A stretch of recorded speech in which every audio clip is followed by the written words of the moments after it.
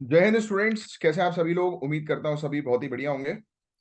So guys, आज का जो हमारे जनरल स्टडीज की जो क्लास थी उसमें हमने जो है वो काफी सारी चीजें कवर अप करी हैं। जैसे कि हमने जियोमॉर्फोलॉजी के ये पूरे जितने भी आप सामने देख रहे हैं ये पूरे चैप्टर्स हम जो है वो कवर अप कर चुके हैं।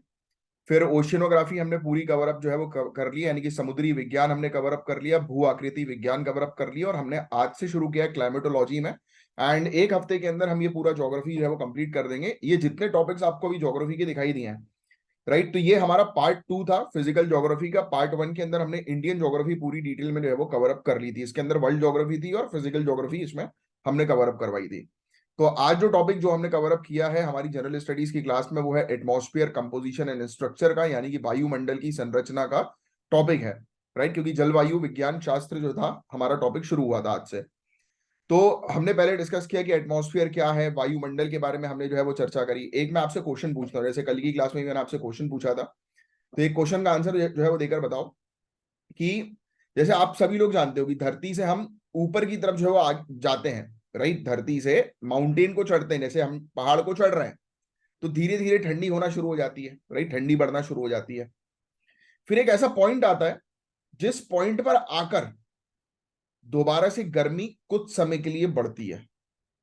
तो वो कौन सा एरिया है वहां पर गर्मी जो बढ़ती है, जैसे, और मतलब किस वजह से वहां पर गर्मी बढ़ती है, क्योंकि आज के लेक्चर में ये चीज मैंने आपको बताई है क्योंकि ये यूपीएससी आपसे पूछेगा। जैसे हम ऊपर जा रहे हैं ठंडी होती जा रही है, फिर ठंडक होती जा रही है, फिर एक पॉइंट पर रुक कर गर्मी होना शुरू हो जाती है कुछ समय के लिए, फिर दोबारा से ठंडी होना शुरू होती है, फिर गर्मी होना शुरू होती है 1700 डिग्री सेल्सियस तक। अब 1700 डिग्री सेल्सियस के बाद गर्मी का स्तर फिर धीरे धीरे लो होने लगता है। बढ़ेगा तो सही, ज्यादा रहेगा बट लो रहेगा। और क्यों लो रहेगा इसका आंसर भी देके बताओ। तो इस तरीके से हम लोग को चीजों को बढ़ना है, सिर्फ रटना नहीं, और ऐसी चीजें कवर अप करनी है हम लोग को कि हमें कभी रटने की जरूरत ही ना पड़े, हमें चीजें ध्यान में रहे। एक और क्वेश्चन है कि एटमॉस्फेरिक प्रेशर जो है वो सी लेवल पर ज्यादा होता है कि कम होता है, कि माउंटेन पर ज्यादा होता है कि कम होता है, बताओ, और क्यों, इसका आंसर ही बताओ। तो आंसर इतने आपको इस तरीके से पढ़ना है कि आपको तुरंत लॉजिक के साथ जो है वो चीजें समझ में आ जाए, क्योंकि एक बार जब आपको चीजें समझ में आएंगी तो आपको कभी याद रखने की आवश्यकता नहीं होगी। तो हमने ये एटमॉस्फेयर के बारे में जो है वो कवर अप किया आज की क्लास में। कांस्टेंट गैसेस होती हैं कुछ, तीन कांस्टेंट गैस होती है, nitrogen, oxygen, hydrogen, oh sorry argon, nitrogen, oxygen, argon. फिर वेरिएबल गैसेस काफी सारी होती है, कार्बन डाइऑक्साइड, मीथेन। और आपको एक चीज पता है कि जो दीमक होता है, दीमक जो है वो क्या खाता है, लकड़ियों को जो है वो खाता है, जैसे आप ये फोटो में देख सकते हो।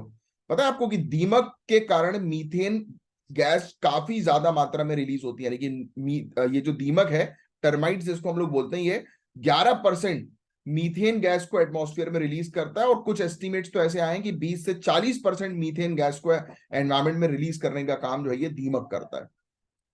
तो ये चीज हमने पढ़ी। फिर ओजोन के बारे में पढ़ा, ओजोन लेयर में क्यों छेद हो रहे हैं, ओजोन लेयर बनती कैसे है। राइट, ये चीज हमने पढ़ी। हालांकि ओजोन के टॉपिक को हम पहले भी एनवायरमेंट के टॉपिक में भी कवर अप कर चुके थे, क्योंकि ओजोन होल एक इंपॉर्टेंट टॉपिक है जिसमें हमने मॉन्ट्रियल प्रोटोकॉल के बारे में जो है वो कवर अप किया था। राइट, ओजोन होल कैसे बन रहा है, क्या उसके पीछे का साइंस है, तो वो पूरी चीज हमने कवर करी। और आपको पता है कि वाटर वेपर जो है, जिसको हम लोग जल वाष्प जो है वो कहते हैं, ये भी जो है एक ग्रीन हाउस गैस है, क्योंकि ये भी हीट जो है वो रिलीज करता है, गर्मी जो है वो रिलीज करता है। कैसे करता है, उसके पीछे का क्या कॉन्सेप्ट है, वो हमने डिटेल में कवर अप किया। फिर पार्टिकुलेट मैटर जो आज की डेट में बहुत इंपॉर्टेंट टॉपिक है, और एरोसॉल, ये क्या होते हैं इसके बारे में हमने चर्चा किया। अच्छा, एक क्वेश्चन और पूछ लेता हूँ आप लोगों से। जब ज्वालामुखी फटता है, वॉल्केनो जब फटता है, राइट, तब उस दौरान गर्मी होगी या ठंडी होगी, बताओ। अभी कुछ दिनों पहले द हिंदू, यानी कि कुछ एक आधी महीने पुरानी बात है, द हिंदू में एक आर्टिकल भी इससे रिलेटेड आया था, तो वो हमने क्लास के दौरान भी जो है वो कवर अप किया था। फिर हमने कुछ लेयर्स के बारे में बात करी, होमोस्फीयर के बारे में बात करी, हेट्रोस्फीयर के बारे में जो है वो चर्चा करी। फिर वही ट्रोपोस्फीयर हो गया आपका, स्ट्रेटोस्फीयर हो गया, इन सब चीजों के बारे में हमने चर्चा करी। ट्रोपोपॉज के बारे में देखा।